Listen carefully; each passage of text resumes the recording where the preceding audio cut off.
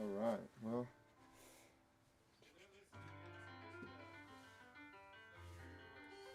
all right. Here I am approaching the place from which I will launch.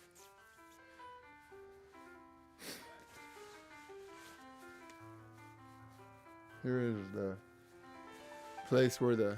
So I'm about like at this point with my back straight on the chair, and so I'm gesticulating madly. And should I remain seated or should I remain? That's actually yes an issue. All right. So let me put my things aside. All right, I put it over here. Oh. Let me set this over here. And then, all right.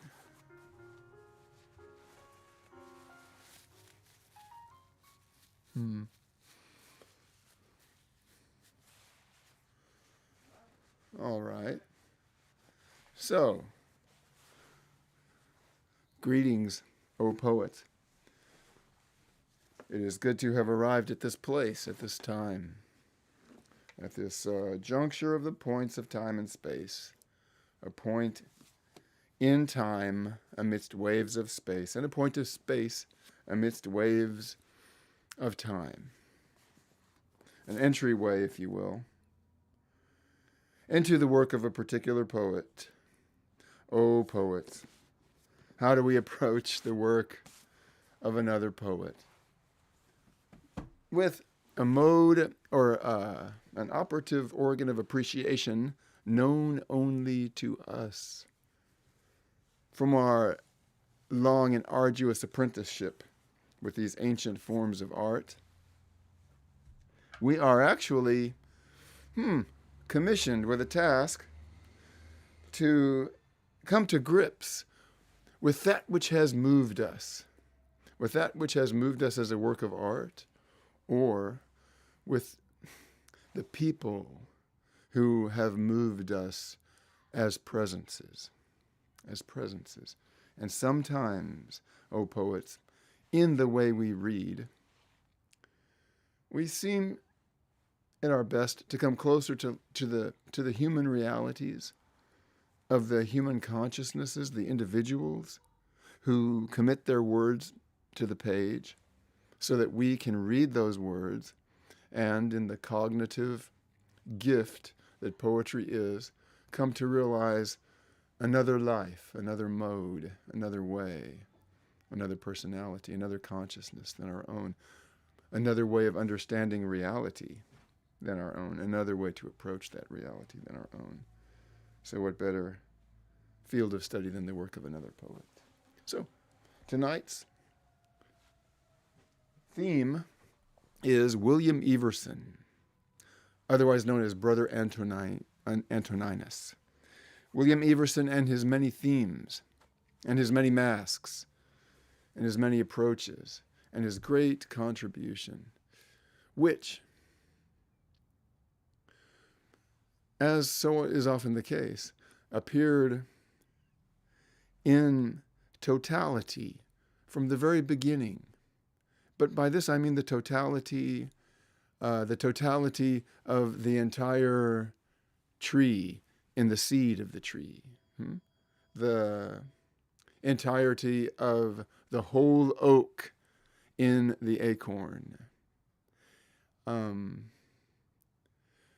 You could say, speaking of what we know as our personality, when we're abstracted from that voice which is great within us, we could say that we prepare our personalities, we prepare our egoic consciousness in all the ways that we know how. We study the craft and we study the lineaments of the way of working with form that come to us as we grapple with our materials, as we grapple with the limitations of our personalities and the gaps in our processes of maturation.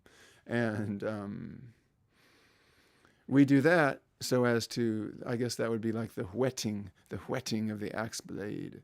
But the actual use of the sharpness of the blade comes when it is decreed in a kind of poetic, archaic language, when it is decreed by the gods that it is time to walk amongst people. So, at such times, then, at those kind of times, we speak of them sometimes as visitations, sometimes as visions, sometimes as miracles, mainly times when the archetype of the creative vocation, of the individual working in that art form, when the archetype of the individual's creative vocation is realized in those moments, the great works, the fulfillment of the archetype of the artistic quest seems effortless. And sometimes great masterworks are born.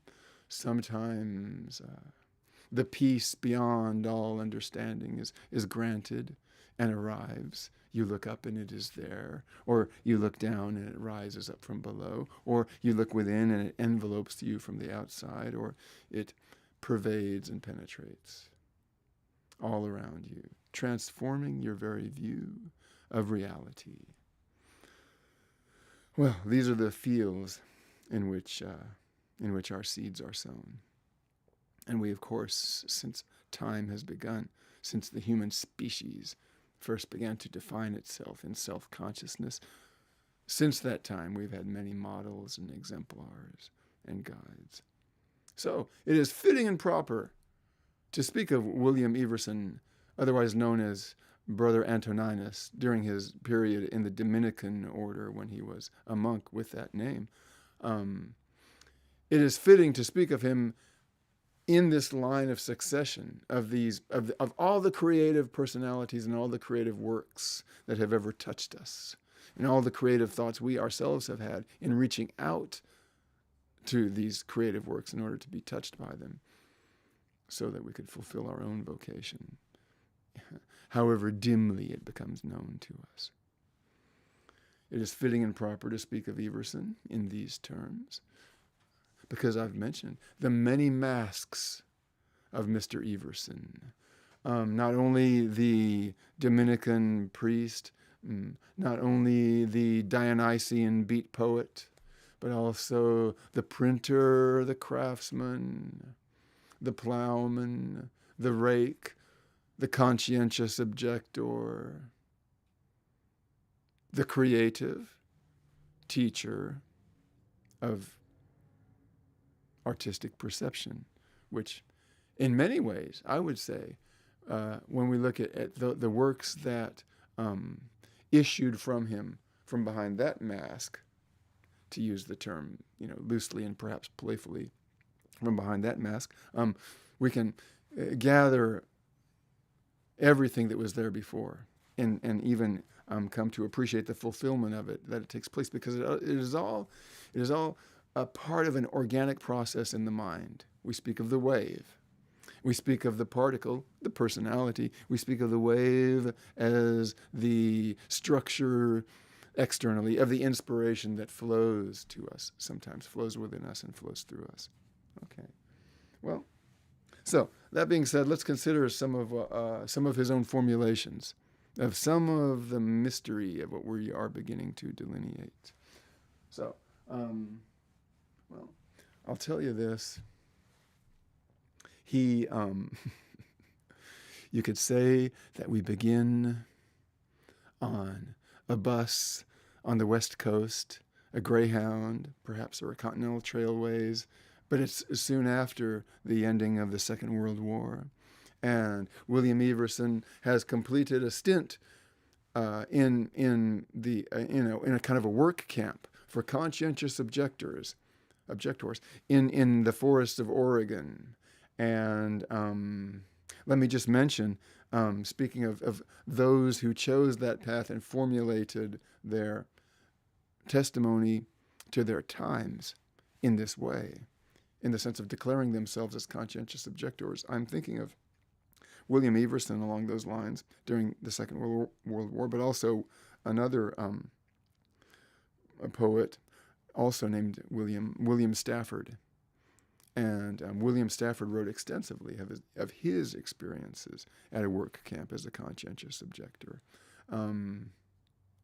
A particular expression of a religious and moral insight, which caused these men, young at the time, to declare themselves before society in a certain way, sometimes enduring a great deal of approbation, if not outright ridicule or even persecution. And yet, even in the face of this, it was offered to them a way to contribute in this other way in these work camps as conscientious objectors, where the challenges that they faced and dealt with creatively are the subject of a whole other theme, I would think. But anyway, the Second World War ended. The 1940s were beginning to come to a close, and William Everson and a friend of his were riding south from Oregon, from their having been released from their conscientious objector camp, and going down the coast, perhaps 101, perhaps Highway 1, perhaps 5, well, up in Oregon. Well, they were going down the coast and on a bus, and they realized at a certain point that the passengers in front of them on the bus seated, well, one of the people, Everson was sitting right behind him, was Theodore Dreiser. Theodore Dreiser, the great American novelist at that time. And I don't know, this is just a story told as an anecdote by Everson himself. It was in a literary magazine, some time back, and I'm just recollecting it off the top of my head. But he put yourself in his place. I suppose that he was beginning to respond to an inner calling within him. His daemon was causing this fulmination, this desire to appear in his consciousness, to become a writer. And at the same time, I suppose, having already kind of like broken the ice in relation to engaging with his times, declaring himself as a conscientious objector. Oh, and actually already even before then, he had already been married, and his first marriage ended during the time he was a conscientious objector. And he was also, even before entering the work camp, he had begun to be a farmer in the San Joaquin Valley. And so I guess by now he's in his late 20s and everything. But this other thing is coming out of him. Where does it come from?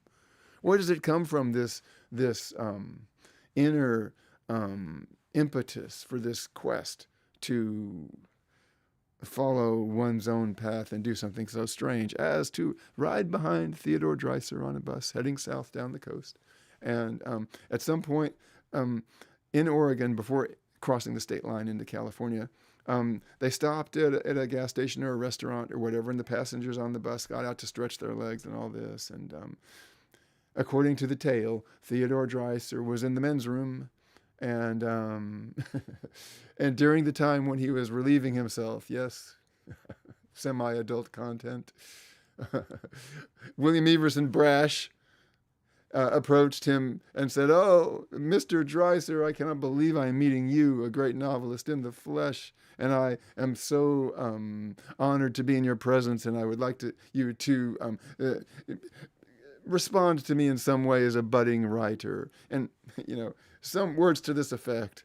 And Theodore Dreiser finished going to the restroom. He turned around from the urinal and he spoke to him in no uncertain terms. After all, he was prominent. He was already famous. And he was one who, quote unquote, to quote what I know is a cliche, but it has a certain kind of like King James rhythm to it.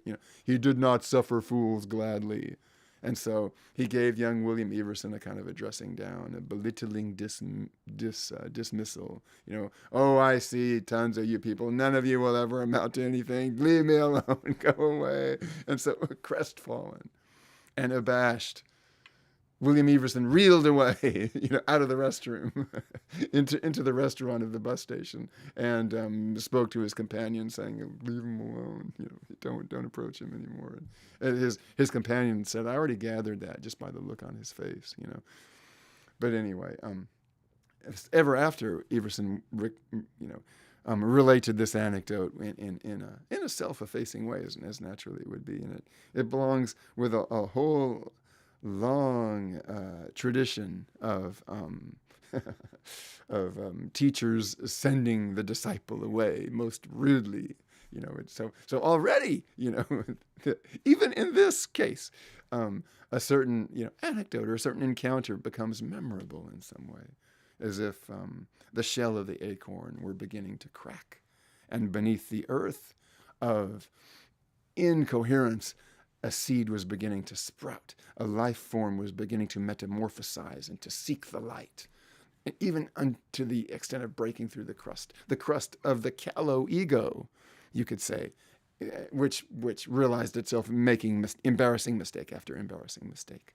Well, this was something that was not unknown to Everson, as it certainly would not be unknown to any of us, right, deep in our heart of hearts. Well, so Everson, who knows how much he took this to heart. But, spilling my green tea. Everson took this to heart, or did not take it to heart. He learned the lesson well. And so, with a light heart and an undaunted air, he arrived in San Francisco, and he began to be there at a time in the immediate aftermath of the Second World War and the formation of the post-war consensus, if you want to call it that, which was so much a part of the American identity for ever so long after the Second World War. We see it breaking up now and all the dire ramifications of it. But even in the midst of that, at the same time, as if a counterpoint to the dominant paradigm, of American might and power and prosperity and materialistic, all the words that you can call it, as a way of being, which always, all civilization and its discontents, to quote the title of one of the great Freud's books, these civilizations in their inception and in their splendor, just like the yin and the yang, they always cast their other polarity of the creative discontents. And so, it's a legendary thing, but we can draw from it what is still valuable to us and still useful to us, even as the pages of the ages turn. In the immediate aftermath of the Second World War, there grew and there brew in San Francisco and Berkeley a creative and a literary creative ferment of many, many personalities, known and unknown. And eventually we will learn the lesson of singing the praises of the unknown ones just as much, because the ethos of the Bay Area Bohemia would not be what it is were it not for the great contributions of those who have yet found their way into the legendary lore. And we're just starting with the legendary lore here, and just entering into it, we will find so many more personages and individuals. But anyway, from the very beginning, long before the Beat Generation, at the time when some of the personalities named them, the great Kenneth Rexroth, there were Bay Area natives amongst them, the great Robert Duncan, the great Philip Lamantia, and arriving from the San Joaquin Valley by way of the timber camps for conscientious objectors up in Oregon, the great William Everson, and there were many, many others, and each on their own quest, whether articulated or not, and each one by the energy of that quest. Thought is energy, is it not? And thought is the very medium by which consciousness makes itself known to itself. And this energy, then, the energy of thought, is specifically in the human species of a certain quality that is like the quality of no other consciousness. Now, this quality of consciousness in the human species, once refined or open to its own innocent inspirations, is able to see that quality of consciousness in other forms of life, such as animals, such as plants, such as the mineral realm. All these things are somehow alive in the consciousness of all sincere and questing individuals.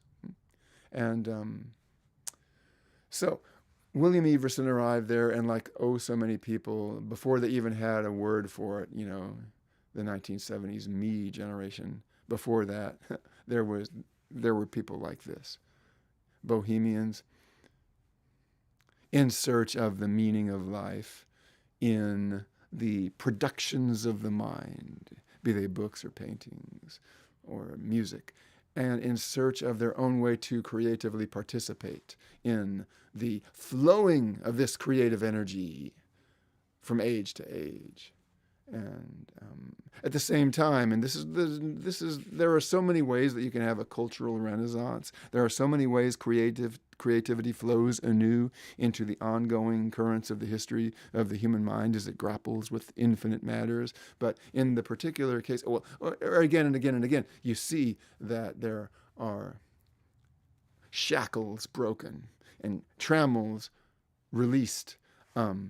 In the case of these individuals, it was as if, there was a world that had been won for them, and a new idea, like the ideal of Lincoln forged in the Gettysburg Address, was kind of sort of reborn anew in the vision of the country, the vision that the country had for itself. And cultural renewal would be just as real as material renewal, but it seemed like in the preponderance of commerce and money and competition and capitalism, there was this kind of subterranean understanding, this subterranean understanding of individual and cultural renewal, which was kept in the consciousness of so many individuals in the Bay Area at that time.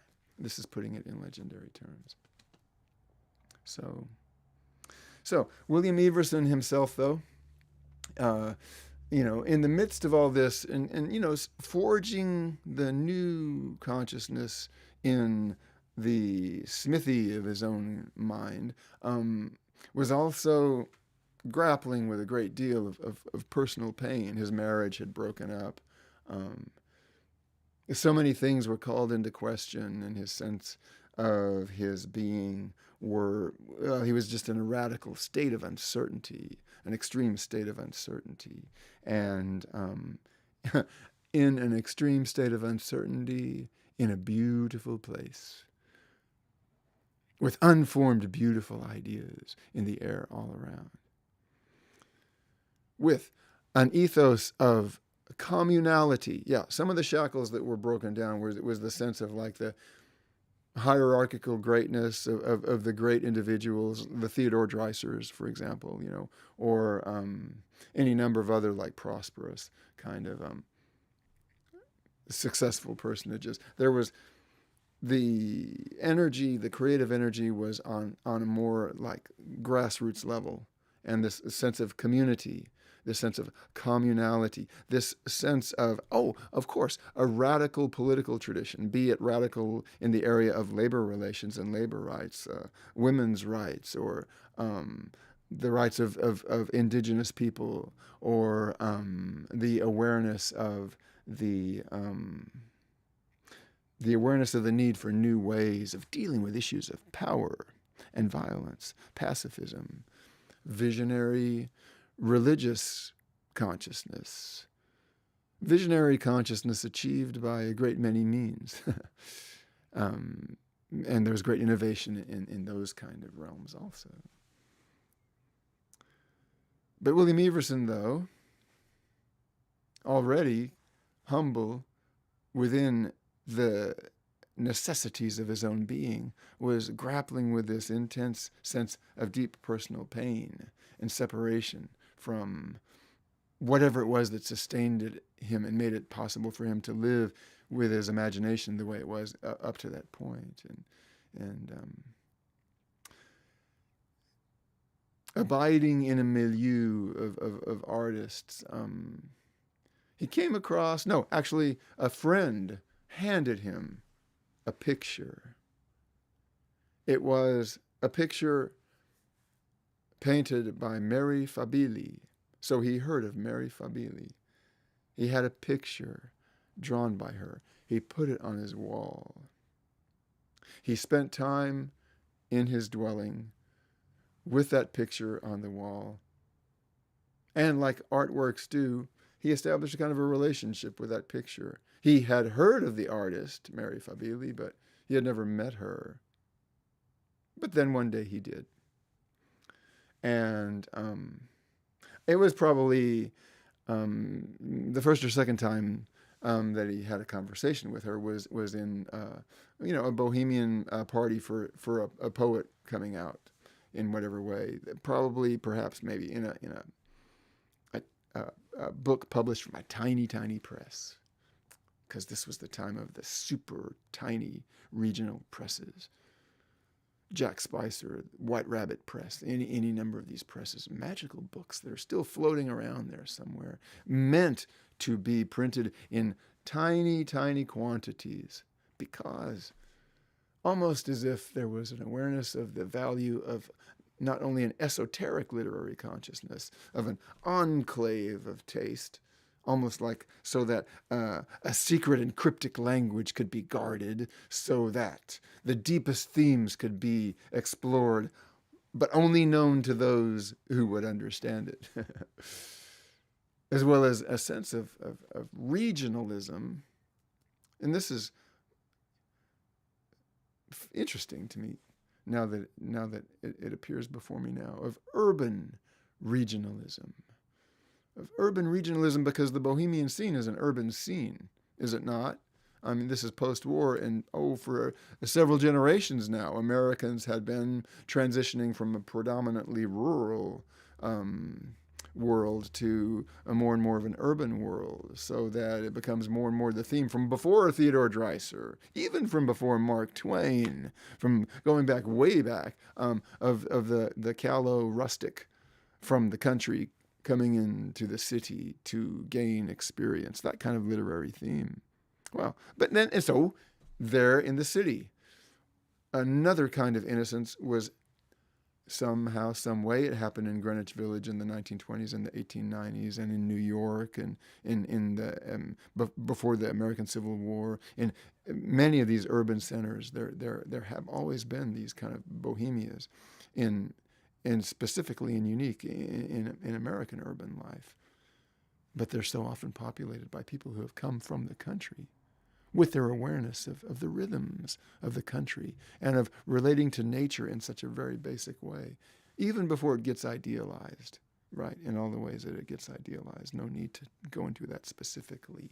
But so there, I think through these presses, this esoteric poetry, and these tiny little presses of beautiful and deliberately obscure books, that's part of their ethos, part of their mystique.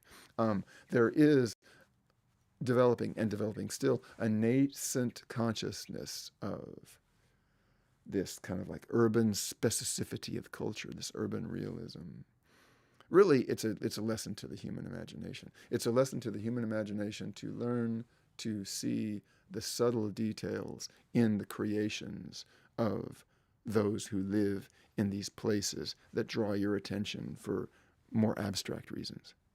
And so you come to learn the inner nature of whatever originally draws you through this kind of inner voice that is coming out of those who have worked closer in to this thing that your mind is kind of looming around. Anyway, so that you can be handed a picture of someone who knows someone that you know. And yet you can admire that picture as if it was a museum piece, as if it was a museum piece that you actually appreciate. Not because it's a museum piece, but because it speaks to you.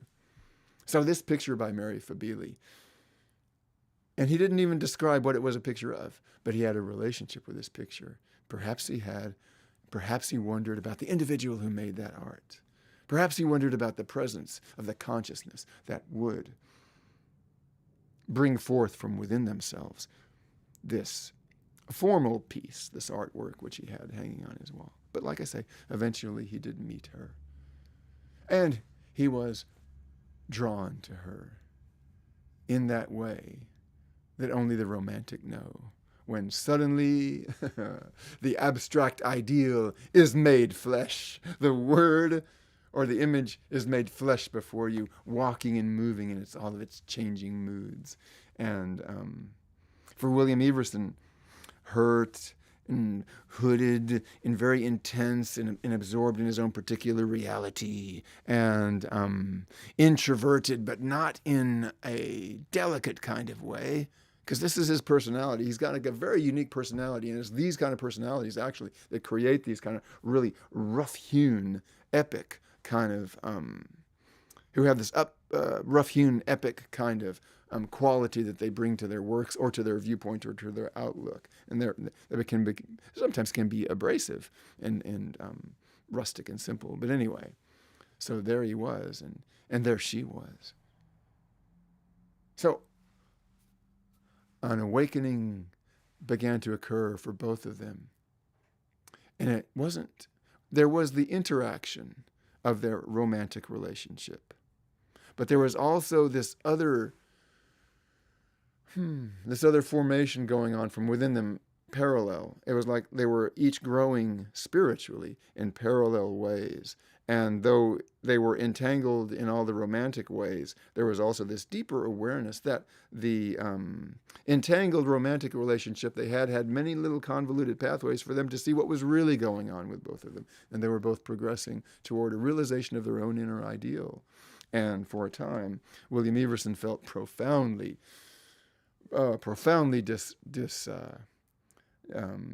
dismayed by it and unsettled by it. And we'll refer at this point to some of his writings about it now. Let's see, recollecting it. And may I mention, if I haven't already,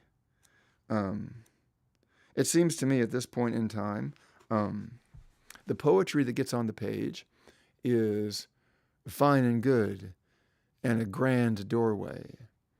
But Everson himself seems to kind of like prefigure it when he speaks of the presence of the poet. And when sometimes he speaks, did I mention he was a printer? And so he had a sense of the line, the poetic line, visually on the page. He could speak of the aura of the poetic line in a way that takes our understanding of American free verse, a great and questing spiritual tradition. But for me at least, when William Everson speaks of the aura of a poetic line, he takes the understanding of free verse even past its manifestations on the page, so that we can begin to pick up an expansion of our notion of genre and of literary work. We can begin to pick up an awareness of the rhythms of speech by which the artist expresses their spiritual being in terms of their physical being, because words are both physical and spiritual, both heard by the ear, and intuited by the ear within the ear, and of course seen as well as spoken. And there's some interior manifestation of the essence of it that transcends every external expression of it. So we can approach that when we consider the aura of the line or the presence of the poet. We can consider it in that way. But let me see now. Yes. So imagine a time and the door opens when you realize there have always been, and there still are, whether they know it or not, there are personalities who are gifted with an open and sincere appreciation of the archetypal expressions of their culture, the religious archetypal expressions of their culture, and also coming through their culture from points beyond, dare I say it, whose appreciation and grasp of the energy of thoughts such as those become the way the species moves forward in its understanding. Dare I say it. California artists, for a long time. Henry Miller, I'm thinking of him specifically, but Everson also, I expect we'll explore this more, is one of their themes is the function of the creative individual in the evolution of the species. And what is it that they contribute in comparison to all the other material manifestations. Well, this is what they contribute. Their open awareness of the images and archetypes and thoughts and ideas that are simply taken for granted by the vast collective populace, right? This vulnerable minority is open to the vibration of the creative ideas in unusual and inexpressive ways. Unusual and inexpressive only because it is on the outside of the collective cultural amnesia. So they work out their destiny in weird ways, and they have weird thoughts that they sometimes write down. For example, here is William Everson remembering at a later date this romantic relationship with Mary Fabili and what it brought to fruition within him. He writes, I, unbaptized and ignorant, lay in my sins, but because of my ignorance could apprehend them only confusedly in their results. She, baptized and enlightened, lay too in hers, but because of her knowledge could apprehend them most lucidly in their cause. So this was the source of his feeling of dare I say it, inferiority. He saw in her an ideal that he himself sought for, an awareness of the mystical, a deeper understanding of that which has moved him from the very beginning of his life, the beauty of nature and of the landscape, and the drama of the animals in their life, and the drama of human endeavor, and the struggles and the adventure and the turmoils and the triumphs and the defeats and the violence. All of this, there was something calling to him because it was calling to her, and he responded to that call dwelling in her flesh. This is what attracted him to her. This was the beauty that he saw in her, was a beauty not of this world. He could see in her the signs of an inner struggle which there were no words for in anyone, but is like, this was what appealed to him. To say appealed to him is only the beginning of it. It was what called to him, like being called from beyond into an unknown world, which attracted him so much. It was something in her face, but something in her bearing, and something that, as they grew together, he came to know more and more. I, unbaptized and ignorant, lay in my sins, but because of my ignorance could apprehend them only confusedly in their results. She, baptized and enlightened, lay too in hers, but because of her knowledge could apprehend them most lucidly, in their cause. He knew his sins, his shortcomings, his failures, his need for understanding, his actual need for understanding. He was coming into contact with it in his own unique way. It was his gift to the world, and also, the pain and the curse in himself, this need and this lack. He could understand it in the results.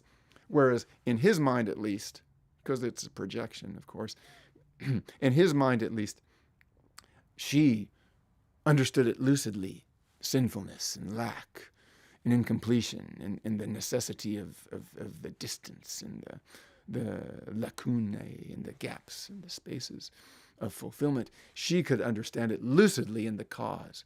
He understood it dejectedly in the results. The deed had already been done. Whereas she understood it so much more prophetically, so much more Apollinianly in the cause. And he wondered what that meant to him. Let me just read a little bit more of this. There was that enormous gulf between us, the vast barrier we could never cross. And that is the voice that is speaking of the awareness of the limitations and finitude of that,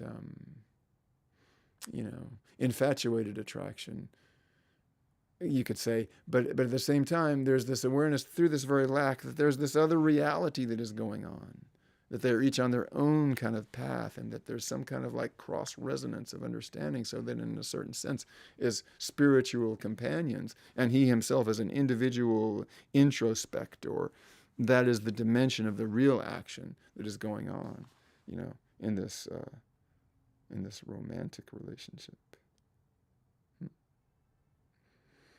We lay together in our separate sins, but all the flattened parallelism of our flesh could not traverse the insuperable division that shut us apart, each from the other. I, a pagan, that's how he describes himself, actually a freethinker, but a freethinker who has a visceral connection to that which he notices. I, a pagan, lay like a ravenous animal mauling its prey and could not know why. She, a Catholic, lay like a burned angel in the immense privacy of her guilt and knew utterly why. And he knew they both suffered, but her suffering was on a different kind of dimension. And he knew that, this is a religious dimension, and it calls to me because she calls to me. But the buildup of the tension of the energy of this thought, it had no way to actually fulfill itself until experience did its work, and desire did its furthering. As he writes, but the fierceness, he's speaking of himself, there is that fierceness, that intensity. The fierceness found its fondness. This is a key moment in a character and a personality like Everson's, because he's tough. He's strong. Too strong, you could say. Absorbing himself in the reality of that which he desires. But so ravenous and so strong, somehow it's cut off from that which is the real indicator of truth, vulnerability. He's looking for his own vulnerability. Can you imagine how it could be? A person in pain looking for the source of their own vulnerability? Well, welcome to human reality. And it's worked out in this way in this poet. He says, but the fierceness found its fondness, and the fondness had its hope. The fierceness found its fondness, and the fondness had its hope. In the autumn of 1948, I read St. Augustine's Confessions. It was a book I might have encountered earlier with nothing more than admiration, but because of the ripening of my life, it was made, when I came to it, my own book. Because of the ripening of my life, when I came upon this book, the words became living. This is a creative reader. This is a creative appreciator. This is a creative reader and a creative appreciator who has come to this point of truth because of his own inner need and his own awareness of his need. A pained person looking for the sources of his vulnerability finds it in the autobiography of a fallen saint. You could say it that way, I suppose. St. Augustine. We can dream we saw St. Augustine alive as you or me, tearing through these quarters in the utmost misery, with a blanket underneath his arm and a coat of solid gold, calling for the very souls whom already have been sold. Arise, arise, he cried so loud in a voice without restraint. Arise, ye gifted kings and queens, and hear my sad complaint. No martyr is among ye now, whom you can call your own, but go on your way accordingly, and know you're not alone. I dreamed I saw St. Augustine, alive with fiery breath, and I dreamed I was amongst the ones who carried him out to death. Oh, I awoke in anger, so alone and terrified, that I pressed my fingers against the glass and bowed my head and cried. Or was it prayed? At this moment in time, I'm left with this ambiguity. Now that, of course, that I've just quoted, those are the lyrics of a song by Bob Dylan. a song by Bob Dylan who imagines a St. Augustine to the cadence, to the rhythm, and to the old folk tune of the song about Joe Hill. Joe Hill, the labor saint. Only he puts, maybe because the meter fits and the needs of the song demanded it, he writes about it like St. Augustine. But regardless, whether you are contemplating from the depths of your own darkness, your own illuminated darkness because of the sincerity of your awareness of your need, whether you are contemplating the figure of St. Augustine, who wrote so with such great pathos, piercing pathos, "Oh, Lord, forgive me my sins, but not yet." I think something like that he said, among many other things, in that book called The Confessions, who also has the memorable and true aphorism, "God writes straight with crooked lines." I believe others have said this, but that's also really good. But regardless of whether you're contemplating St. Augustine or Joe Hill in all his legendary settings and all that, his journey through the nocturnal landscape of the American mind, and all that that means, which comes to you when you contemplate the pain of it all in the middle of the night. And all you can do is press your fingers against the glass, i.e., press your fingers against the barrier that separates you from the inner understanding of that which vexes you so and comes upon you at such odd times. This is what it means. And William Everson, and this is also something to really think about, he found it in the book. He found it in the book as an artistic form in the book. We can speak of the poem. We can speak of the lines of the poem, the lines of the free verse poem. Each line in a classic free verse poem is some kind of summation and furthering of all that came before it, both formal and non-formal. We can speak of the aura of the lines of poetry, but we can also speak even more comprehensively than that of the compendium of such lines in the pages of the book. We can speak of the book as such a form. And so for Everson, when he found in the lines of St. Augustine's Confessions this interior resonance with his own inner struggle, that becomes a moment of creative insight engendered by the work of art. And this is how the works of art transmit their inspiration from age to age, by inspiring inspired individuals in their own individual consciousness. Not because they're officially acknowledged as classics, not because they're million sellers, not because they hang in the Louvre. They work in a much more basic level than that. And Everson is realizing this in his reading of the pages of this book. So, as we can, as I might have said verbosely, he writes, "Not only did I perceive my soul there, but it let me see something of the true stature of this baffling belief that had challenged my old certitude. Those elusive elements that are almost the last things to come to you. Those elusive elements that are almost the last things to come to you. Mysticism in the mind." He's experiencing these things on an archetypal level. And he's calling them mysticism in the mind. What in the consciousness of another person would be a generalization. Or in another person would be a theme for, a term paper. For him is the very substance of his soul and the very a further announcement of the themes of his work, which we can still be benefited by to this day and will continue to be to benefit from as a species on down through the ages, no doubt about that. That's true about a lot of other stuff too. Anyway, in St. Augustine, the faith became for me what I most desperately needed. A man's religion, but it was a thing that had as yet no correlation in my own life. It was beginning to take form. This word religion was beginning to become clear to him. Now, Mary Fabili was already deeply into it. Mary Fabili, and this is actually another kind of thread of Bohemian consciousness. Before William Everson met her, Mary Fabili, this was part of her legend among the people that she knew. She had, and this is the immediate post-war years, so this is kind of a forward-thinking thing to do, perhaps. She had undergone Freudian psychoanalysis, by a doctrinaire communist.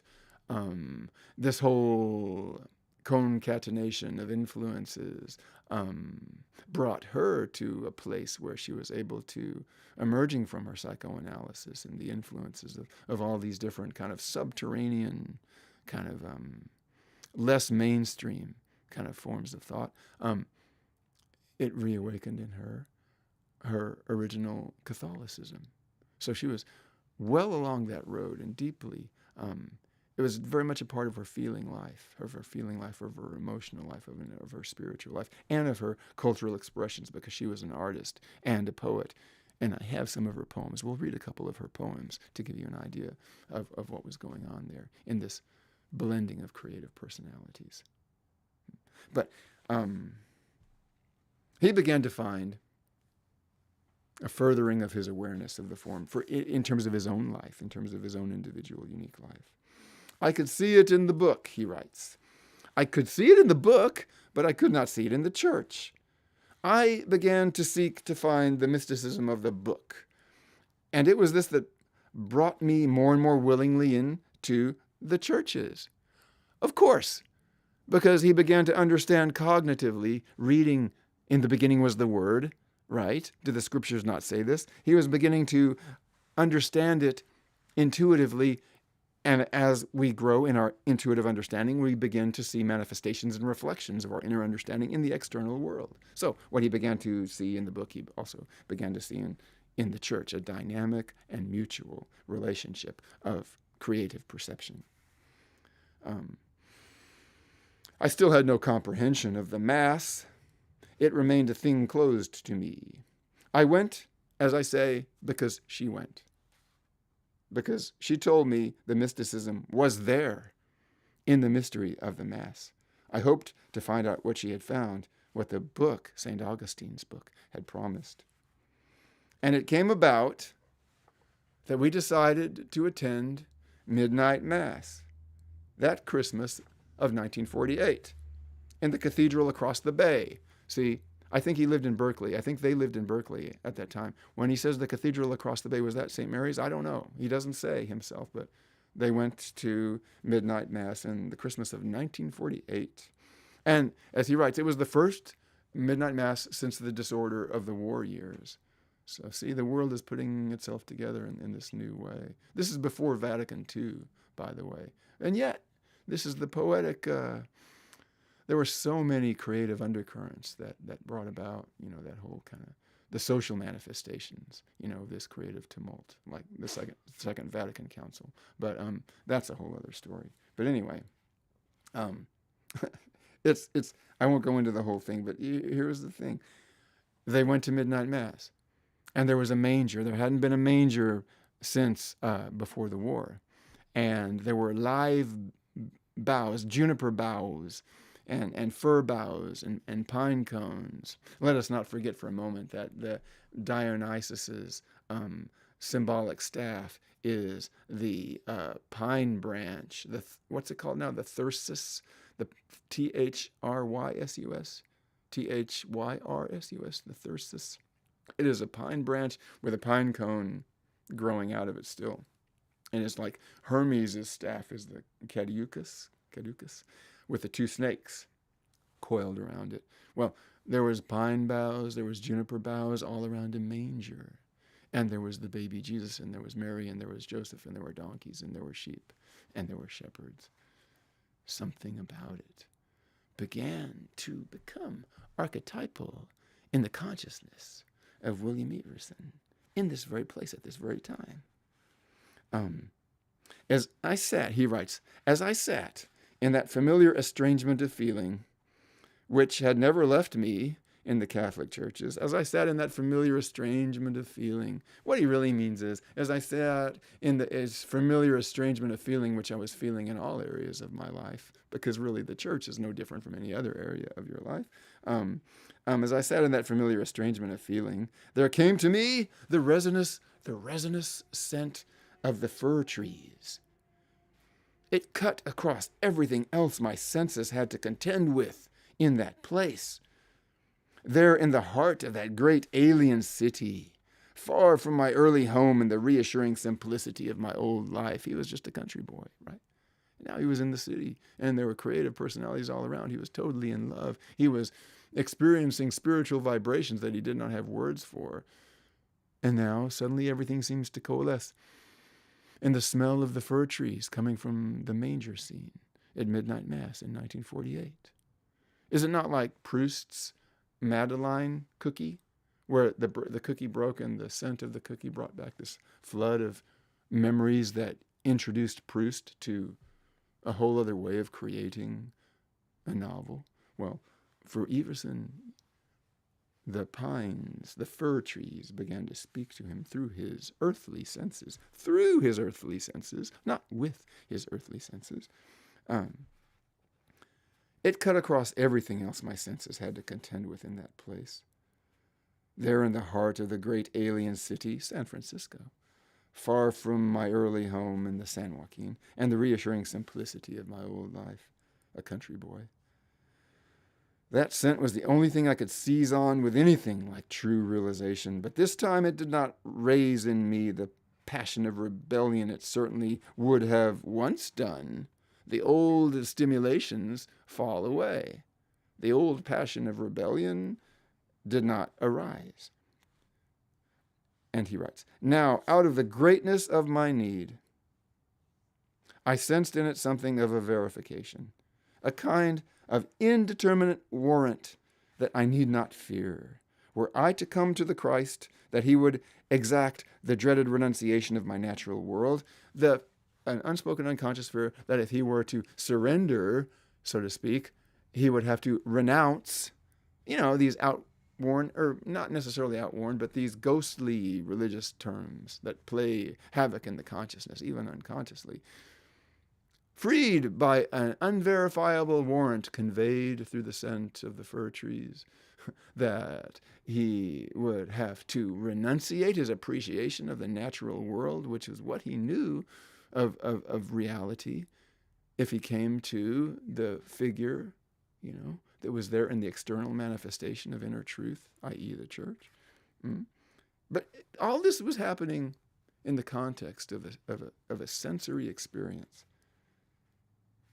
In a certain sense, in a certain way, in a certain sense. On the contrary, he writes, it was his, the Creator.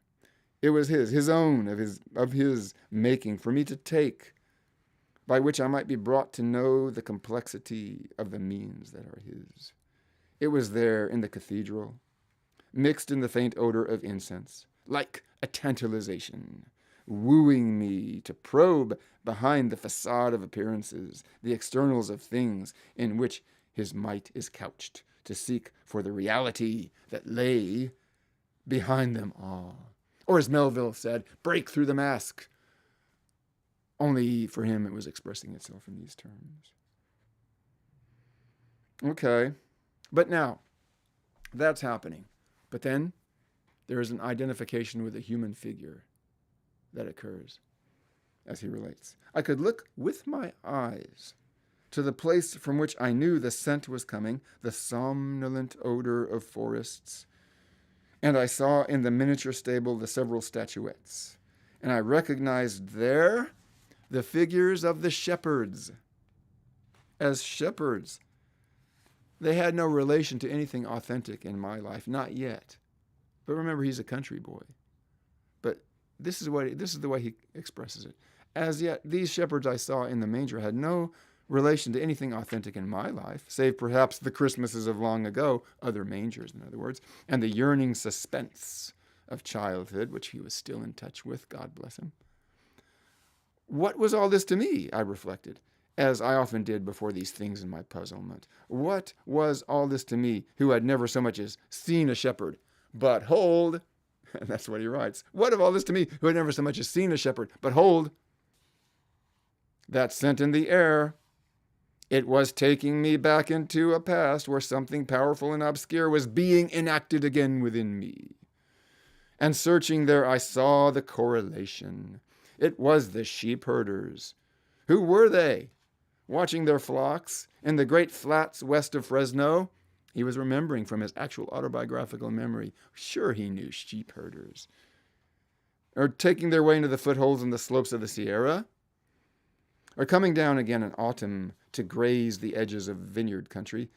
And then those Navajos I had seen long ago, out there in the high New Mexican mesa, their impenetrable faces grouped around that campfire, staring without motion into the embers while the old prospector told us of their lore. And suddenly, he writes, traced back on the long scent of the fir branches, I saw the sheep herder in the shepherd. I saw the sheep herder in the shepherd. And the shepherd came alive. And the meaning of the incarnation, the meaning of the birth, in terms of the sheepherder, as I remembered him, began to widen within me. In the folklore of the West, the sheepherder is certainly of all types the most low, half-crazed, it is thought, with solitude, and hence impenetrably ignorant, unfit for any more likely employment, and in consequence depraved. Lots of obscene jokes, right, about sheepherders, and which he grew up with also. I too had relished this sort of vile humor, but nevertheless I was never lost.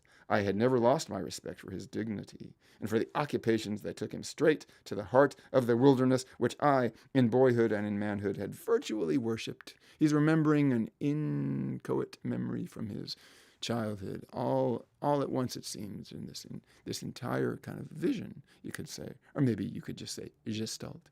But he writes, I remembered an incident from my high school years, in which a number of us were gathered together before class. It was coming near the end of the term, and the upperclassmen were talking of their plans. Some would go to the university, some to take such local employment as was available, or some to return to their fathers' farms and work out a measure of security. Suddenly, in a moment of silence, something within me found focus, and I blurted out, I want to go to Nevada and herd sheep. It must have come out of an impulse of tremendous earnestness, one of those spontaneous declarations which strike below the inconsequential level of the thought in which it is cast. And the longing of the soul is seen in its nakedness, when all the pathetic deficiencies are swept away, and its whole desire for freedom and withdrawal, nature, and the vast sweetness of universal God are seized up and declared, so that all who hear it are struck by the vividness of that disclosure, astounding as it erupts into the mundane context, so naive, so unpremeditated, so ludicrous, and so droll. The effect was uproarious. I was left blushing to the exposure of what I had said, flattered, no doubt, to have made a hit, but alarmed and shaken by the disparity between the ideals which I and those others cherished.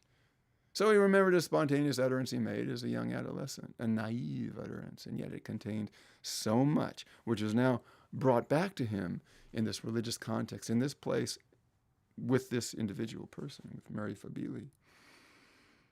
So, well, it goes on and on from there, and it doesn't stop. He realizes his identification with the sheep herder. He realizes, the meaning of it all. I had strained, I'm paraphrasing this, of course. I had strained trying to identify with what the official version of the central figures are, but I realized who I was the shepherd, the one at the border of that mystery, the one you could say who was a bystander, and yet you could say also the one who came close and saw up close with the physical senses something that had its true meaning in the archetypal realm. The shepherds who saw the flocks, who guarded their flocks by night and saw the star in the sky and were sore afraid and were told by the angel, fear not, and went to the place to see the newborn baby lying in a manger. Well, so it seems like it was this scene that became clear.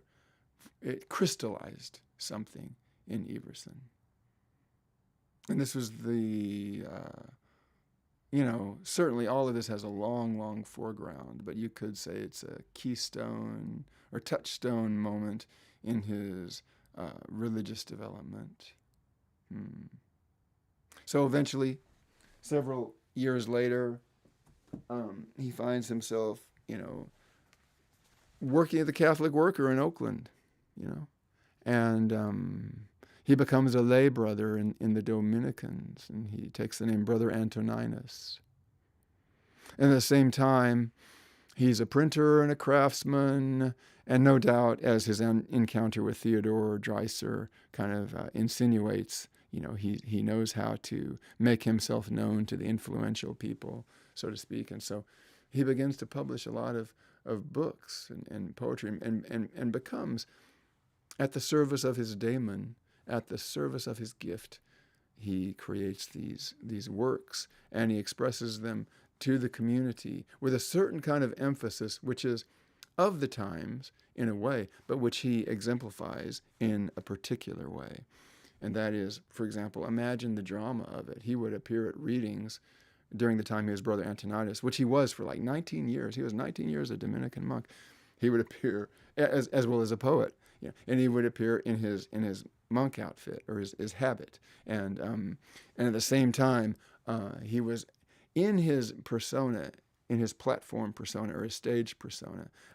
He was very, very direct and kind of confrontational. Of course, it was, the 1960s. Well, even before that, of course, he was active. But as the 1960s became, as that whole consciousness and that whole style became more and more part of the way things were expressed, in the 1970s, this notion of encounter became part of his platform persona, of encounter, of confrontation, of drama, of conflict. Encounter, the very word, and it's an important word with Everson. Encounter is, well, even contained in that word etymologically, it is contrary to counter. There is an element of conflict.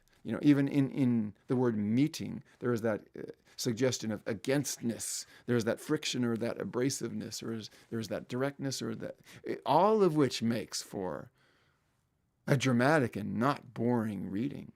And as much as Everson had an understanding and a veneration of the book as an art object, his work as a printer and his consciousness as a printer and engraver and printing press operator, and his feeling for the lines on the page, that is a whole other mystery, which, would be room in that, as an entire other theme, his feeling for that. But at the same time, he was also aware that what the populace needed, what the age, in his dialogue of his gift with the collective society, what was needed was this encounter in person on the platform. The poetry would have to be directly related in the air, so to speak, as an encounter, as the presence of the poet before you speaking, and as a free verse poet, which he mostly, you could say, that was his primary persona at that time, and maybe always will be, as a free verse poet. The kind of free verse poems that he wrote and espoused and embodied was the rhetorical kind, the kind made of populist speech. For example, in the tradition of the King James Bible and the Psalms, and Walt Whitman and Christopher Smart, and the long rolling mouthfuls of language, Robinson Jeffers, plain speech, elevated in diction and dramatic and refined in a certain way, but yet also capable of great vividness, but very, very much in the idiom of the language that is spoken in rhetorical speech. Contrasted with, for example, other signature poets, of the time, William Carlos Williams and others, the more Apollinian kind of precision, where there are the isolated phrases that create like mosaics, kind of like exact and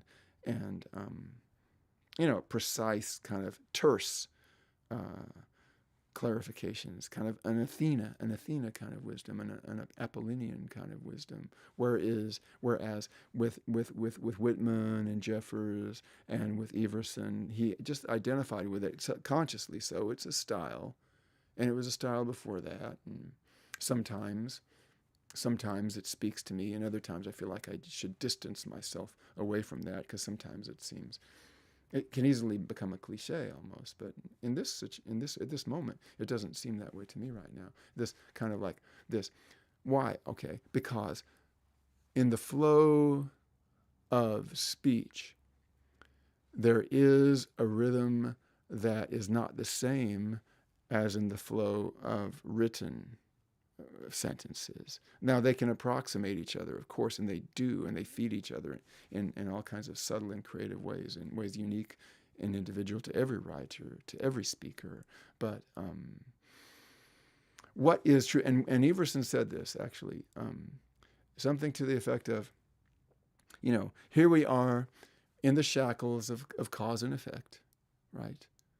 Even with him and Mary Fabili, he with the consequences, the effects of his ignorance and his sin, and she with her no less painful insight into the causes. Nevertheless, it's still a world of cause and effect, of this and that. Whereas the Dionysian surge, the Dionysian flow, is that of kind of an onrushing dissolving of boundaries. And so it is the same with, the speaker who, in adhering to the flowing of the subject matter through their consciousness, they must surrender a certain kind of precision just to be able to respond to the onrushing of the energy, a surrendering of precision, a mingling of forms, very Dionysian, because after all, Dionysus is the god of this kind of like mingling of forms and things. A god born when Semele, his mother, asked to see her lover Zeus in his true form. And so Zeus made sure that's what she wanted him to do. And so he revealed himself in his true form, a god, a great blast of shining light, which reduced Semele to ashes. And from this came the birth of Dionysus. Zeus took the baby from the midst of this flashing that was there, and he carried it to the places where the baby could be cared for and delivered. There are many, many stories of Dionysus. I don't necessarily feel like going into all of them now, but except to say that Dionysus is a god with many, many masks. We speak of the loud music and the revelry and the god of feasting and dance and wine. We speak of the dithyramb, the Dionysian poetic form, the ancient Greek poems composed in honor of Dionysus, which had this kind of like sprawling, boundary-breaking kind of surge and flow, the dithyramb. We speak of the dithyrambic style even now. This is what Dionysus, and so Dionysus is a great presence in the ethos of so much of poetry, American poetry, and also William Everson's poetry. And yet it's there in the rhythms of his speech, in the ideas that he allows us to meditate on even now. Well, let me read a poem to you by Mary Fabili. She's the one who has gone so far in her religious consciousness that she is inspiring William Everson in a certain way, inspiring in his vision. They did not stay married. She went on, I believe, in a solitary kind of vocation. And she lived a long time. She worked at the Oakland Museum, I think, maybe. And some of her books were published by the Oyez Press. And I'll read you one now, but let's see, the one I wanted to find is, I'll just go with this one, because I know no other. See what I do sometimes? I find this stuff and then I lose myself. A very Dionysian way to be, a very hermetic way to be also. You hide things from yourself, and the discovery that you make when you find them carries something of the sparkle or the smack of the spontaneous, the mystery of the spontaneous. Indeed, the day This is the poem I was looking for, thank goodness, by Mary Fabili. She writes, "Indeed the day is good, the hot bright day, the languid morning in the cool room over green speckled lawn, drawing neither cartoon nor caricature, but metal utensils from the kitchen. Drawing neither cartoon nor character, but metal utensils from the kitchen." She's an artist and she's paying attention to the commonplace things. This is what's happening. But let me continue to read the words on the page. Still life on the card table, waiting to be recorded, to be transcribed in the ebony line, an India filament of liquid waterproof, the white page, aloof from pragmatic stunts of nutritive mechanics, records the blossom of form from these cold objects. From these humilities, movement of the living idea for another, for a brother, in a future time. Jeannie is an artist, and Barbara is an artist, and I am an artist.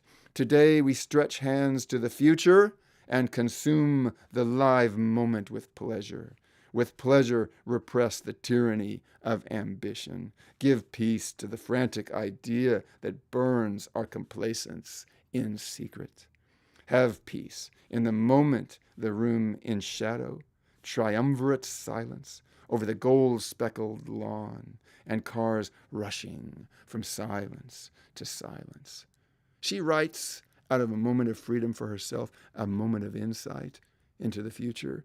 And here we are in what was the future to her writing it. And we too are looking at the mystery that this artwork is contemplating. This is how it is, you see. This is how culture goes on and on. And who knows what it really all amounts to, because you never know what kind of form the inspiration is going to take in your mind. You just have to trust it. Or, as Everson put it, in the mystery of surrender. The mystery of surrender, which is a thing he refers to again and again and again. As time went on, let me check the time now. Oh, it does get along. 20 minutes. Okay, great. Okay, thanks. Very good. Okay, this. Okay. Uh-oh. The clock is ticking. Yes. Deliverance from time. An aphorism occurred to me. What was it now? My mind is the wood and time is the fire. So, at least, the anxiety carried on its waves, a few words. The mind is the wood and the anxiety is the fire. And you can say the flame crackles, on and on. It's an element. It's there. It exists. And that's good enough for now, right? But the mystery of surrender. Well, hey, the mind is the wood and time is the fire. So, the burning is the experience. It is what is happening. But at the same time, could it be true that, what about the mystery, the metaphor that Goethe spoke of and the Sufis spoke of the moth in the candle flame? The moth is absorbed in the mystery of the candle flame, enticed and beckoned by the flickering of the candle flame. And as always, you seek to get close to that which attracts you until the moment comes when you become one with it.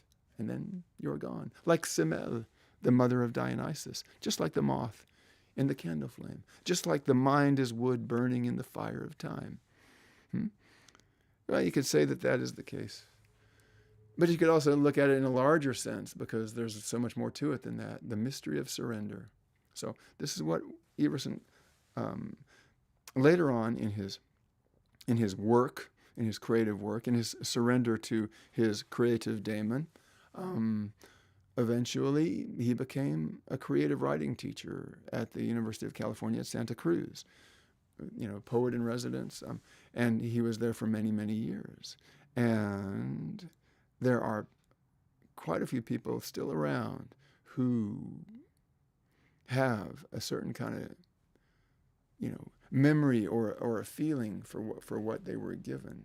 It's deeply creative education, and he was embodying it it because he had worked so hard to become himself with all of his creations, and even with the course of his life, with his destiny, surrendering to his inner need to express himself, gave his life this certain pattern so that the students at the University of California, Santa Cruz, had a gifted teacher for many years, and they were inspired in oh so many ways. Yes, this is how culture goes on and on through life. This is how inspiration goes on through cultures in their successive forms, whether they rise or fall. No doubt, like the wave, they do both. And yet there is that which makes water, water. There is that which makes art, art. There is that which makes teaching, teaching. Education, which means educe, to draw out. To draw out, that's what education is. There is that which draws out inspiration. And this is the source of true teaching. And he was that. And the poetry played a part in that, but in a different kind of way. And almost like the works of Everson as a teacher, in a certain sense, are a new kind of form for him. Well, a new kind of form for him. I'm not saying that necessarily, but a new kind of form for maybe me as I come to understand it. We speak of John Donne, for example, the metaphysical poet of old England. And we speak of his, he became a clergyman also and a teacher of a kind. And I've spent more time reading his devotions upon emergent occasions, his prose sermons, more than his oh-so-clever metaphysical poems and all the high school anthologies of the 1970s. And I'm not saying that. I mean, that's probably really great. I should revisit them. But the sermons where we still feel it now. No man is an island, right? Ask not for whom the bell tolls for thee. These come from John Donne's prose. So there is that parallel. There is that smack or that aura of the poetry in the other creations that the poet makes. And still, I feel there's something of a challenge for us, a mystery for us to come close to. It's almost like we ask ourselves, when we learn to understand what poetry is and the quality of it, and even in doing so, something is superseded. Then we reel away in the moment of surprise, of discovery, or of realization. And then we come back to the mundane areas of our attention, and we ask ourselves, okay then, what is the poem then? After having seen this new insight into it, what then is it when I come back to it? It's the original riddle. What is it? Or in the Sanskrit tradition, neti, neti, not this, not this. You sharpen, and sharpening is the wearing away of the material. The thinness of the blade is its sharpness. The blade is the sharpest at its sharpest when it's disappearing. What is the poem then? And so here's some poems by Everson to give us something to think about. But first, the word, the creative word, surrender, the art of surrender. That's his phrase, the phrase of a lot of others too. The necessity of one surrendering to one's vocation. And what is one's vocation? One's vocation is one's unique relationship to the archetypal world. The reality of the world that we see with our eyes is a manifestation of the archetypal reality, of the eternal reality. There is the world we see captivated by the shackles of time and space and of cause and effect. This is the place where we are so often, and yet at times we are granted a passage into a different awareness of time.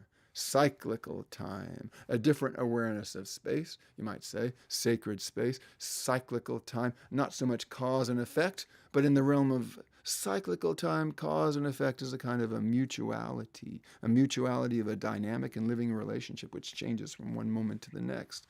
Cyclical time. And the passage into cyclical time can be activated.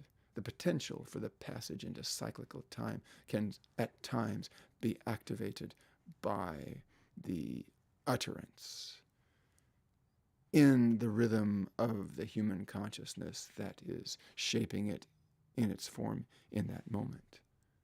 That can be an entry into cyclical time, where the patterns of existence are seen in a creative way, and where true insight can find a place to come to fruition in cyclical time. So the vocation of the poet, let's remember the meaning of the word vocation. Vocation, to be called beyond. To be called beyond the restricted outlook, the unconscious outlook of the collective society. It so happens that the poet has this relation to the archetypal world. The awareness might come to him, it might break through his consciousness in a most disturbing way. And then other times he will find that he is at home in this archetypal world in a way that he is not at home in the world of cause and effect. Sometimes he has no understanding of it at all in his head. All he knows or learns to know is when he is touched by it. And when it touches him, there is the need to respond. Sometimes the response is spontaneous. It's an outflowing utterance. Other times the response is a deepening of the mystery of surrender. Other times the response is to profess. There is a unique relationship between the word vocation, to be called, and the word profession, to profess. For Everson, and for really the real sense of it, it seems to me, is one is called beyond. One develops one's own individual relationship with the archetypal world through fear and trembling.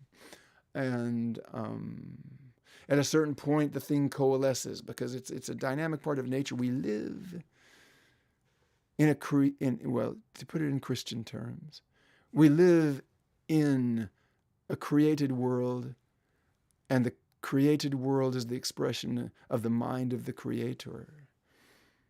And we draw near to the creations at times and see in the creations the very being of the Creator, sometimes with no barrier of separation between the Creator and the created thing. The apotheosis of form, the apotheosis of endeavor, the apotheosis of the fulfillment of the art, of the artist, of the poet. Leave it to Everson to speak of it in the apotheosis kind of way, because he does have that kind of like dramatic, kind of epic, kind of larger than life quality, which is, that's one tiny part of what makes him memorable to us, because that's how he breaks through into public consciousness. But it is not limited to that, and it needn't be, because we would know this stuff in some other way. It doesn't have to be achieved in these ways that have come to be so cliched in our society. And we discover that when we creatively appreciate the creative works that are there for us to creatively appreciate it, if we want to work on it, and also wait to be gifted with inspiration, which is there, given by the Creator, who lives and moves and has its being. For eternity, as William Blake said, eternity is in love with the productions of time. And we are producers in time, we human beings. Eternity is in love with this. This creates all kinds of fruitful and fortunate relationships, invisible though, but nevertheless existent. So, the archetypal world. The poet has a different relationship to the things of the archetypal world than those of the collective. What is an unconscious idea, operative, nevertheless motivating the individuals in the grip of the collective mind, unconsciously without them being aware of it, the loaded terms that mean so much. I won't mention those words for some reason. I'll leave you to consider them. But for the poet, they have a different relationship to the poet Not that he has a greater understanding of them, but that they come to him in a different way and has a different relationship to them. And it is out of that confusion that the need for art is generated within the individual of the one who is touched by the archetypal world. This is the mystery of vocation. Okay. I want to read you a couple of very beautiful paragraphs. If, as always, I can find them.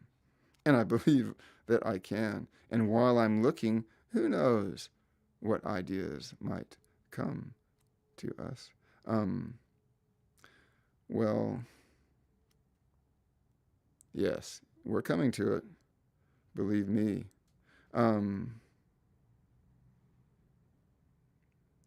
Okay, here is, okay, this is good. Isn't it strange? Earlier we were speaking of the inner mystery of certain, religions such as Catholicism, which played such a part in the biography, the life story of the poet under consideration. We are sometimes kind of squeamish about that stuff because, unfortunately, the collective notions of religious substance are so blurred and distorted as we see it manifested in the public mind and in the collective mind and all of this. And yet, there are those among us, maybe all of us at certain times, who are gifted with an inkling that all of it actually does have something to tell us in a deep way. And it's part of our inheritance, our immaterial inheritance as human beings. Let's see how Mr. Everson puts it here when he writes. It opens up with a confession. Maybe it is. He writes, I am a Christian, but I try to speak in cosmic terms in these meditations. He's writing like John Donne did in Devotions upon Emergent Occasions. He's writing in the form of meditations. These are short, circular paragraphs. The book is Birth of a Poet. And what they all are really is just, I think it's a compendium of notes and perhaps recordings. It was probably editorially worked over of his lectures when he was a teacher at Santa Cruz. And though they are prose, and though they are furthering the aim of education of those who are attending to it, there is still the aura, a mysterious kind of identity that identifies it as an expression of the presence of the poet. And they're in the vernacular, and they're rhetorically easy to understand. So he writes, I am a Christian, but I try to speak in cosmic terms in these meditations. I believe in a creation. I believe in a singularity of essence imbued in every creature from the hand of the Creator. Yet, though these are my particular beliefs, the substance of these meditations doesn't focus there. He is using the poet's prerogative to speak of this I am a Christian stuff as speaking of beliefs. But the focus of the substance of these meditations is not necessarily that, he writes. Rather, it centers upon a certain cosmic immanence which has to be recognized. If you think the cosmos is just a bunch of dead matter wheeling around in its own gyrations, a self-sufficient mechanism which just happened to happen, then nothing I say will make any sense at all. I am talking about the living presence of things, the unmistakable quivering energy alive in all things. Every form of apartness and togetherness is living and free, quivering and breathing. Every form of apartness and togetherness is living and free, quivering and breathing. I bow before its majesty and before the living God, because the face of God is in everything.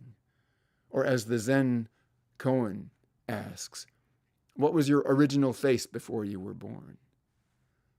What is the original face before the manifestation of that which you see? Every form of apartness and togetherness is living and free, quivering and breathing. Every form of apartness and togetherness. So don't worry then. if you're not aware of the togetherness of it all in that moment. The vocation speaks to you in situations of extremity and of dire need, when your sense of apartness can be so strong that it seems to overpower every desire that you have to be connected to some greater whole, and yet you're not there. It is exile, fragmentation, utter fragmentation. But oh, remember that God Dionysus, one of his many, many aspects is he is dismembered again and again. He is torn to pieces and put into the broth, into the cauldron of creation, and he is reconstituted out of that again and again, sometimes by his grandmother, Rhea, the earth goddess, sometimes by his own God-given being. But again and again, every form of apartness and togetherness is living and free, quivering and breathing. He continues to write, I believe, we can speak of credos here. I like credos in poetry. You got to be careful with them, but we need them, and we should sharpen our taste to understand them.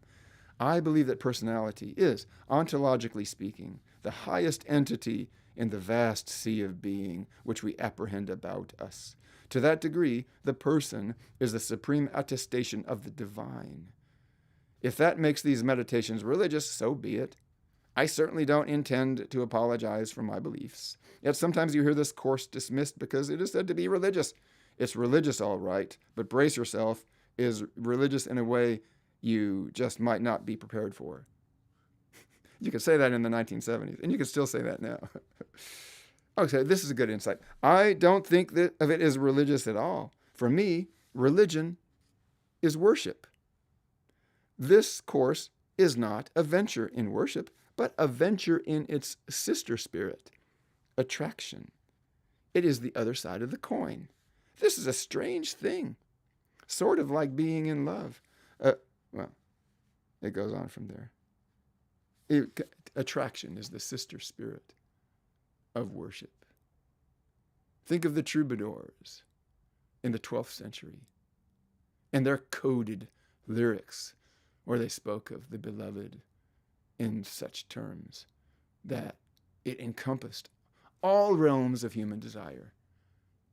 So much of religious poetry is that way, from St. John of the Cross to the Sufis to the outpourings, the spontaneous outpourings of people overcome by their own emotions.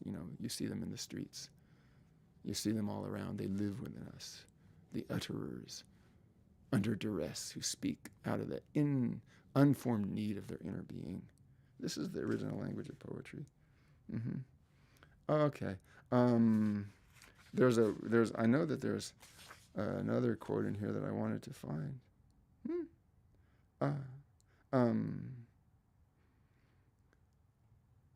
Even so, no, actually, vocare. This is the Latin. Vocare, the calling. A call from the deep of the night in the inner soul. The dark submergence of the soul. The inner being is opening its eye, trying to see. The inner nodes are birthing, flowering, messages of supreme consequence, implicit urgency. The great crossover point in your life, the threshold. Now, I wonder if it is fruitful to say, when he speaks of the threshold, the god Dionysus, Christ, these gods of death and rebirth, they have their part to play in the myth, all the myths from which we learn so much in so unique ways. But when we speak of the threshold, and when we speak of these kind of utterances, which are like intuitive instructions, we are in the realm of a different quality of the divine, or you could say the realm of a different God, in the realm of the Hermetic, in the realm of Hermes. So homework for me could be Where in Everson does he speak of Hermes? If he was before me now, I wonder if what he would say about that. Well, I'll tell you this. The Many Masks of William Everson. We've suggested the poet, the romantic, the bohemian, the conscientious objector, the Dominican, the printer, the literary self-promoter. Seems to me we've touched on all of these, but there is one more that I think is two more. Speaking of esoteric arts, he was a practiced and skilled astrologer, and to the extent that there's a vast body of lore around astrology. But understand the most precise thing that to me comes to me when he's exploring the themes of astrology. He says it is not that they give actual indications of our character, of our personality, much less our fortune or our destiny. It is not that. It is when we lay out the materials, just like poets work, and study the materials, the synchronicity. The gift comes to us through the synchronous insights that come to us as we study all these symbolic aspects that in and of themselves mean nothing. And when we demand from them a literal meaning, they mean even less. But when we sincerely apply ourselves to the craftsmanly study of the ancient lore, the inspiration then arises spontaneously, synchronistically, synchronicity being, the simultaneity of events and courses over time, courses of being over time that kind of coalesce and have these crossroads at certain moments in consciousness. This too is a hermetic kind of thing because Hermes is a god of crossroads. I'm talking about crossroads, conduits of connecting nodes of the passage of the living energy of thought, which is embodied in so many traditional esoteric, arts, arcane arts. Astrology is one of them, fortune telling, the tarot, all of this stuff. When it is studied, in a deeply sincere way, it becomes kind of a way for an individual to learn to track the inklings that come along the routes of synchronicity. He wouldn't put it as verbosely and science fiction-y, as I do, of course, but nevertheless, that's an insight of his about that. But there's something else, the astrologer, the printer, and I wonder what it might have been. The teacher. Oh well, it's something. Sometimes these thoughts come and go. What? Oh, okay, yes. I mean, the moment when, well, actually, the prospector of cyclical time. Okay, the actual, the shaper of the perceptions of consciousness, or the energy of consciousness at that time, the one who can respond to the gaps or the negativities, and turn them for one's own use, the one who can stay with one's own painful lapses that suddenly can throw one out of one's attunement to cyclical time and throw oneself back into the shackles of time and space and leave one bereft in one's needs, so much so, that one might say, oh my God, why hast thou forsaken me? Still, it is a deep utterance, and there's a whole world of understanding behind that. But, it's just like that. Whatever the idea is, it just comes right up to me, and then it just kind of steps away. The time then is to make a little poetic response of my own now as we wind up our time here. And for all that we have called up and mentioned, and for all that remains elusive for us, I have an utterance of my own, an utterance or two of my own to share with you, somewhat inspired by some of this subject matter which we've studied this evening. How about this bit of a credo? I write, the last place you would look for a diamond is in the pocket of a diamond thief. Yet if it weren't for diamond thieves, there would be no empty pockets. The sense this makes is like the glimpse of a wild boar in a thicket. But now, let me just write this. The Volts of Ultra. And this is dedicated in a certain sense to Everson's strong kind of dramatic kind of personality and his willingness to play the role of the confronter and his willingness really to fail in public and to be suddenly at a loss for words and then to find that as an entryway into the realms of cyclical time, because this is not a world where this is a world where we will experience contradiction. The vastness of nature, is full of, all of nature, as St. Paul says, groaneth in travail. And that too is a part of our being and part of what constricts and abides in us. Sometimes, as the Tao says, that which is articulate is not speaking the truth. Only the broken words can express the Tao. There's a burst of light, as Leonard Cohen wrote and spoke and sang. There's a burst of light in every word. It doesn't matter which you heard, the whole or the broken. Hallelujah. Anyway, the Volts of Ultra. I write, the Volts of Ultra. He assures us that when one surrenders to one's vocation, then one is guided through the seeming successes and the failures, and the realizations and the fulfillments come through one's surrender to one's own individual and unique vocation.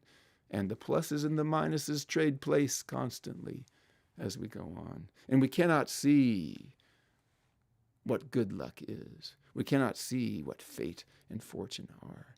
We can only live it out in our own creative way. The Volts of Ultra, anyway.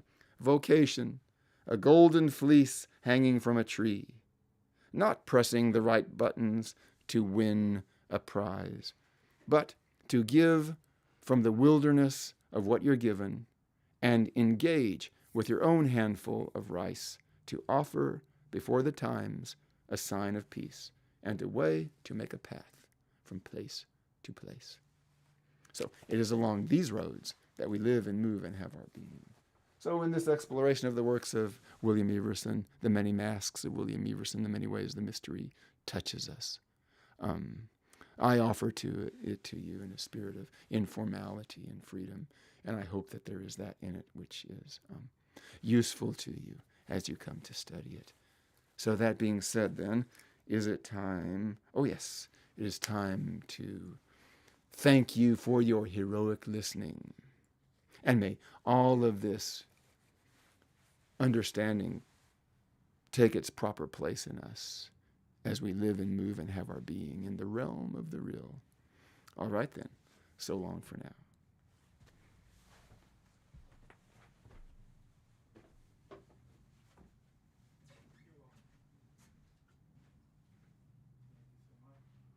Oh, thank you so much.